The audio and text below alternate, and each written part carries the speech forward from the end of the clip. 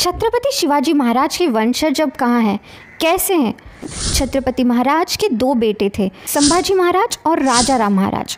तो जो संभाजी महाराज का परिवार था उनमें से जो मौजूदा वंशज है वो है उदयन राजे और शिवेंद्र राजे। उदयन राजे भोसले एक भारतीय राजनेता है जो 2020 से महाराष्ट्र से भारत की संसद के ऊपरी सदन राज्यसभा के सदस्य के रूप में कार्यरत है। वह भारतीय जनता पार्टी के सदस्य है। अब उनकी एजुकेशन देखें तो Dubai institute of business management से उन्होंने प्रोडक्शन इंजीनियरिंग की है।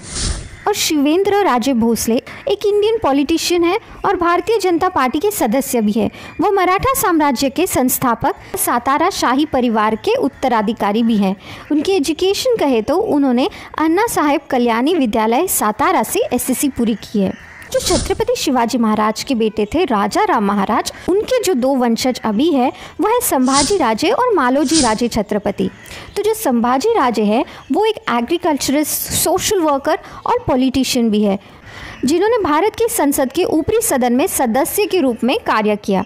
वह मराठा राजा छत्रपति शिवाजी महाराज के 13वें प्रत्यक्ष वंशज और कोल्हापुर के राजश्री छत्रपति शाहू के महान पोते के रूप में कोल्हापुर शाही परिवार के उत्तराधिकारी हैं और इन्होंने शिवाजी यूनिवर्सिटी कोल्हापुर से MBA किया है। अब आते हैं राजा राम महाराज के दूसरे वंशज पर। मालोजी राजे छत्रपति एक इंडियन पॉलिटिशियन और महाराष्ट्र विधानसभा के पूर्व सदस्य हैं। वह अखिल भारतीय श्री शिवाजी मेमोरियल सोसाइटी के सचिव है।